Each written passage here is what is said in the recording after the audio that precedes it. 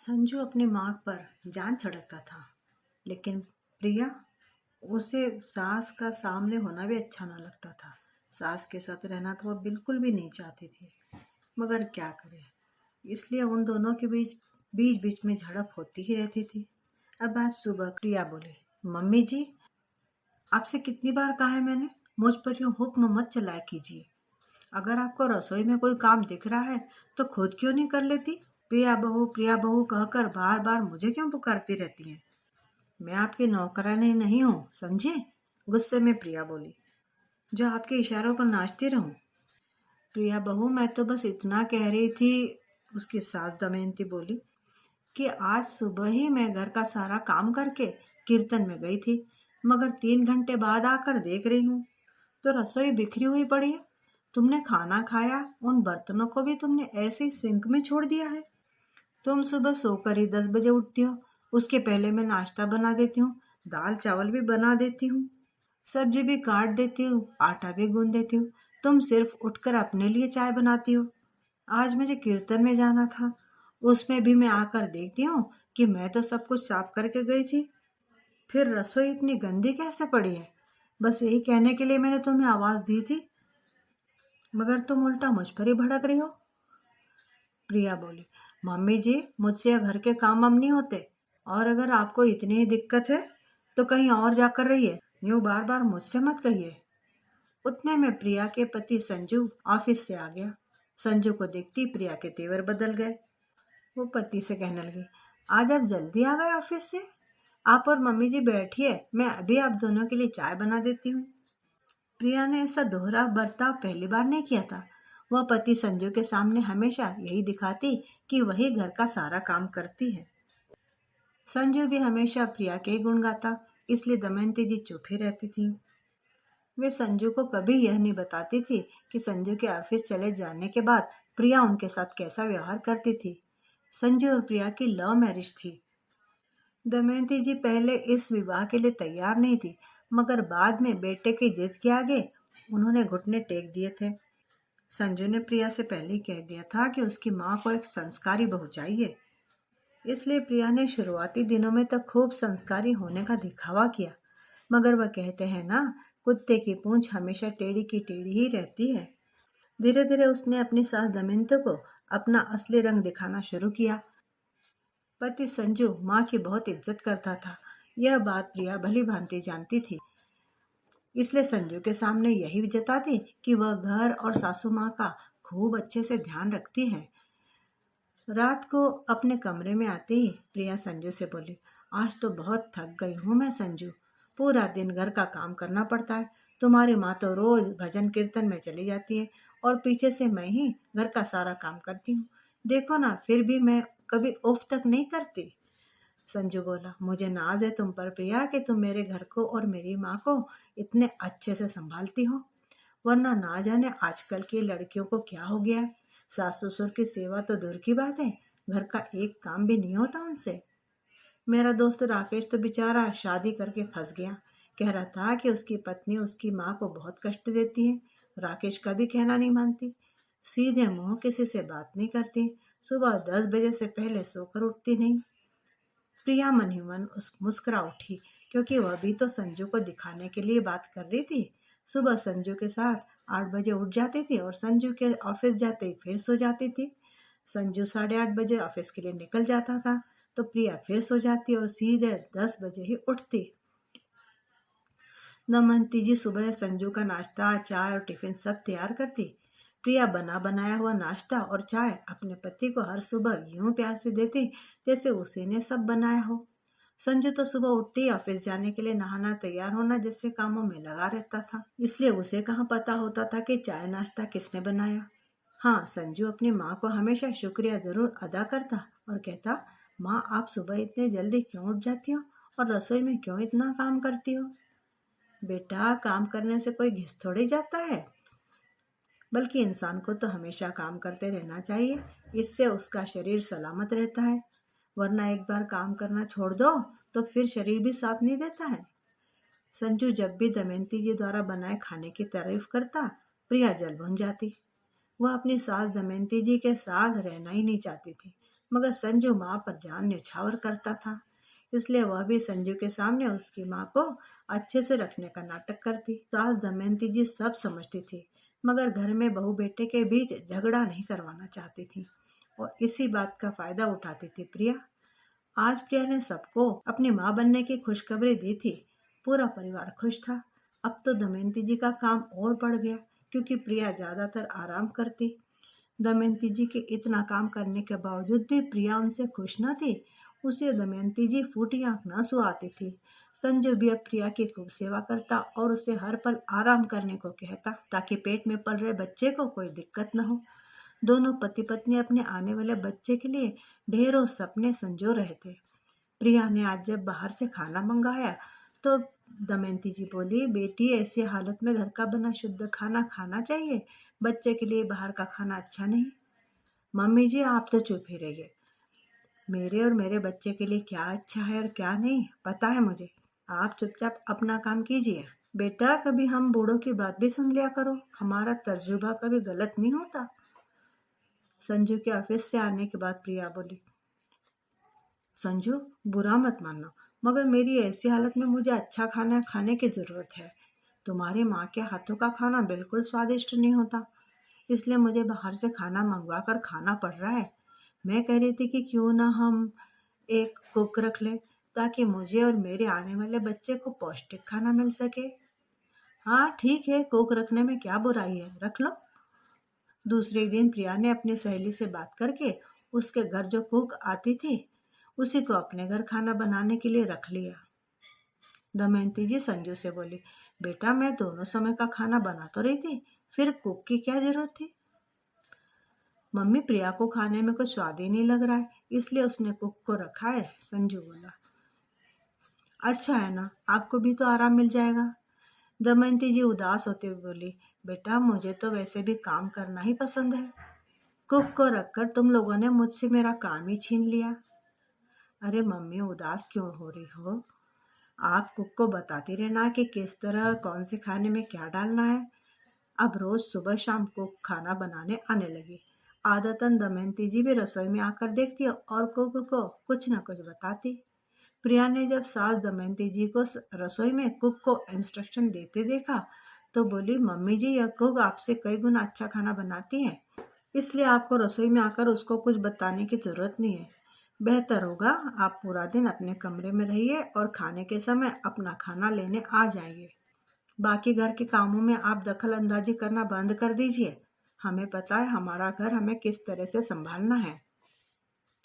Cook के सामने अपनी इतनी बेइज्जती दमयंती जी को बुरी लगी। वे रसोई से निकल रही थी कि प्रिया बोली, सुबह सुबह इस बुढ़िया का चेहरा देखती हूँ तो पूरा दिमाग खराब हो जाता है और सारा दिन सड़ जाता है। दमयंती जी अपने कमरे में आकर पड़ी रही। प्रिया ने अपनी पूरी गर्भावस्था के दौरान दमयंती जी से सीधे मुंह बात नहीं की, उल्टा उन्हें खरे खोटे सुनाने में कोई कसर न छोड़ी। दमयंती जी हर बार खून के आंसू पीकर रह जाती। संजू भी अब ज्यादातर प्रिया का ही साथ देने लगा था। उसे लगने लगा था कि उसकी मम्मी का दिमाग बुढ़ापे की वजह से सठियाने लगा है। इसकी एक वजह यह भी थी कि प्रिया का हर बारी संजू के दिमाग में दमयंती जी के खिलाफ बातें भरना। संजू भी अब दमयंती जी को बात बात पे झिड़कने लगा था। दमयंती जी खुद को बिल्कुल अकेला समझने लगी। प्रिया ने एक प्यारे से बेटे को जन्म दिया। अब तो प्रिया रात दिन अपने बेटे के लाड़ दुलार में व्यस्त रहने लगी। दमयंती जी थोड़ा भी अपने पोते को खिलाने आती तो प्रिया उन्हें अपने बेटे के पास भी नहीं आने देती। प्रिया ने बड़े प्यार से अपने बेटे का नाम रखा था सोनू। एक दिन सोनू जब खेल रहा था, दमयंती जी उसे उठाने गई तो प्रिया चिल्ला पड़ी, आपने हाथ धोए थे? आपको शायद पता नहीं इन हाथों में कितने कीटाणु होते हैं। बहू मैंने हाथ धोए हुए हैं, इसीलिए तो सोनू को उठा रही थी। आप वापस मेरे सामने हाथ धोकर आइए, फिर ही आप सोनू को उठा सकती हैं। दमयंती जी प्रिया का यह अमानवीय व्यवहार झेलते झेलते तंग आ चुकी थी। अब तो संजू भी उनसे सीधे मुंह बात नहीं करता था। दमयंती जी बोली, बहू यह मत बोलो कि भगवान सब देखता है। आज तुम जो मेरे साथ कर रही हो, कल को तुम्हारे साथ भी यही सब होना है। प्रिया हंसने लगी, बोली, मम्मी जी आप मेरे बारे में इतना मत सोचिए, हो सके तो मुझे शांति से जीने दीजिए। आप अपने कमरे में पड़ी रहिए और मेरे बेटे को छूने की कोशिश भी मत करिए। दमयंती जी अब अपने कमरे से ज़्यादा निकलती भी नहीं थी, क्योंकि वह जानती थी कि रोज रोज के तानों से बेहतर है कि वे अब अपने कमरे तक ही सीमित रहें। अब घर में किसी को उनकी ज़रूरत नहीं है। धीरे धीरे सोनू बड़ा हो रहा था। बहुत बार वह अपनी दादी माँ के कमरे में चला जाता और उनसे बातें करने लगता, मगर प्रिया उसे डांट डपट कर कमरे से खींच कर ले आती और कहती, तुम मेरे बेटे हो, उस बुढ़िया के पास जाने की तुम्हें कोई ज़रूरत नहीं है। अकेले कमरे में दमयंती जी का भी अब दम घुटता। गांव से बार बार बुलावा आने के कारण दमयंती जी को गांव जाना पड़ा। संजू और प्रिया ने दमयंती जी को रोकने की बिल्कुल भी कोशिश ना की। संजू को अपनी पत्नी की बातें सही लगती थी, इसलिए वो अपनी माँ से एक शब्द भी न बोला। दमयंती ने सोनू को प्यार करना चाहा, मगर उन्हें प्रिया की बातें याद आ गई और वह गांव के लिए रवाना हो गई। प्रिया ने उनके जाने के बाद मन ही मन सोचा, अच्छा हुआ बला टली। अब संजू और प्रिया सोनू के साथ मजे से रहने लगे और वहाँ गांव में दमयंती जी अपने पुराने से मकान में जाकर बस गई। शहर से ना कभी संजू और प्रिया उन्हें फोन करते, ना कभी दमयंती जी बेटे बहू को फोन लगाती। दमयंती जी के इस उम्र में अचार बनाकर बेचना शुरू किया, ताकि वे अपने खाने के पैसे निकाल सके, क्योंकि बेटे बहू ने तो ज़्यादा पैसे उनको दिए नहीं थे। दिन महीने और साल गुजरते गए। सोनू जवान हो चला, उसकी शादी की उम्र हो गई थी। अपनी दादी के कमरे को यूं खाली पड़ा देख उसे बचपन की यादें जब जहन में आती, तो वह अपनी माँ प्रिया से पूछता, मम्मी ये जो खाली कमरा है जहाँ दादी रहती थी, वे अब कहाँ है? अब वे यहाँ क्यों नहीं रहती? वे मुझे बहुत प्यार करती थी। बेटा, तुम्हारी दादी ने मुझ पर बहुत अत्याचार किए थे। हमेशा आराम करती रहती और मुझसे घर का सारा काम करवाती। तुम्हें याद नहीं कैसे इस कमरे से बाहर तक नहीं आती थी और मैं दिन भर रसोई में खटती रहती थी। इसलिए मैं चाहती हूँ कि तुम आइंदा से कभी इस घर में उनका नाम ना लो। मम्मी, जिस औरत ने मेरी माँ को परेशान किया हो, उस औरत से मेरा कोई वास्ता नहीं, सोनू बोला। इस तरह प्रिया ने सोनू को भी अपने वश में कर लिया था। सोनू ने भी अब दादी के बारे में पूछना बंद कर दिया था। दमयंती जी गांव में सोचती, अब तो पोता सोनू भी बड़ा हो गया होगा। काश मैं कभी सोनू से मिल पाती। दमयंती जी अब बेटे बहू के पैसों की मोहताज नहीं रहती। वे आत्मनिर्भर तो बन ही चुकी थी, साथ साथ बेटे बहू को कभी याद भी नहीं करती थी। प्रिया सोनू के लिए लड़की देखने लगी। तब किसी परिवार के रिश्तेदार ने रोमा का रिश्ता सुझाया। रोमा की तस्वीर देखी तो घर में सभी को लड़की तुरंत पसंद आ गई। रोमा गांव की थी, मगर पढ़ी लिखी और बहुत होशियार थी। सोनू और रोमा ने घर वालों से मिलकर रिश्ता पक्का कर लिया। थोड़े ही समय बाद रोमा घर की बहू बनकर आ भी गई। अकस्मात हार्ट अटैक के कारण संजू की मृत्यु हो गई। प्रिया टूट कर बिखर गई। प्रिया को रोमा ने उन दिनों में खूब संभाला, जिससे प्रिया में वापस जिंदा रहने की शक्ति आई, वरना वह तो टूट ही गई थी। धीरे धीरे सब लोग वापस नॉर्मल होने लगे। रोमा भी सोनू की तरह नौकरी पर जाने लगी और दोनों की गृहस्थी चलने लगी। कुछ महीने गाड़ी पटरी पर चली, मगर एक रोज जब घर पहुंची रोमा, तो उसने देखा कि खाना बना हुआ नहीं है। तो वो गुस्से में प्रिया से बोली, माँ जी, मैं थक कर ऑफिस से आती हूँ, आप पूरा दिन घर में करती क्या है? आज खाना क्यों नहीं बनाया आपने? बहू, आज कुछ तबीयत ठीक नहीं थी, प्रिया बोली। रोमा चिल्ला पड़ी, मम्मी जी, सिर्फ खिचड़ी या दलिया ही बना लेती। आपको तो पता है मैं ऑफिस से थक कर आती हूँ और खाना बना हुआ नहीं मिलता है तो मेरा पारा चढ़ जाता है। इतने में वहाँ सोनू भी आ गया। सोनू भी रोमा की हाँ में हाँ मिलाते हुए बोला, हाँ मम्मी, आप दिन भर घर में तो रहती हो, बस खाना ही तो बनाना होता है। रोमा मेरी कमाने में मदद करती है, तभी तो इतने खर्चे निकल पाते हैं। आज सोनू और रोमा के मुंह से ऐसी बातें सुनकर प्रिया को अपना अतीत सामने खड़ा हुआ दिखाई देता था। प्रिया को अपने आप में दमयंती जी और सोनू में पति संजू की छवि दिखाई पड़ रही थी। मानो दूर से दमयंती जी यही शब्द दोहरा रही हो, बहू, यह मत भूलो कि भगवान सब देखता है। प्रिया समझ चुकी थी, यह तो अभी शुरुआत है, आगे जाकर उसका भी हाल अपने सास के जैसा हो जाएगा, क्योंकि जो जैसा करता है उसे वैसा भरना भी तो पड़ता है। प्रिया को आज मन कर रहा था कि वह दमयंती जी की खबर निकाले, मगर घर में क्या कहेगी? और दमयंती जी को तो अपने बेटे संजू के निधन की भी खबर नहीं दी गई थी। किस मुंह से दमयंती जी के सामने जाए, यही सोचकर प्रिया निढाल सी पड़ी रही। और भगवान के सामने आकर रोने लगी और बोली, हे भगवान, मुझसे कितनी बड़ी गलती हुई। मैंने माँ समान सास को बिल्कुल इज्जत नहीं दी, इसीलिए अब शायद मुझे भी ऐसे दिन देखने पड़ेंगे जो मेरी सास ने देखे थे। हे भगवान, इसके पहले ही मुझे उठा ले, क्योंकि मेरे सास जितनी सहन शक्ति मुझ में नहीं है, न मैं यह सहन कर पाऊंगी। सोचते सोचते प्रिया फूट फूट कर रो पड़ी। तो मित्रों, कहानी कैसी लगी आपको? कमेंट करके ज़रूर बताइएगा।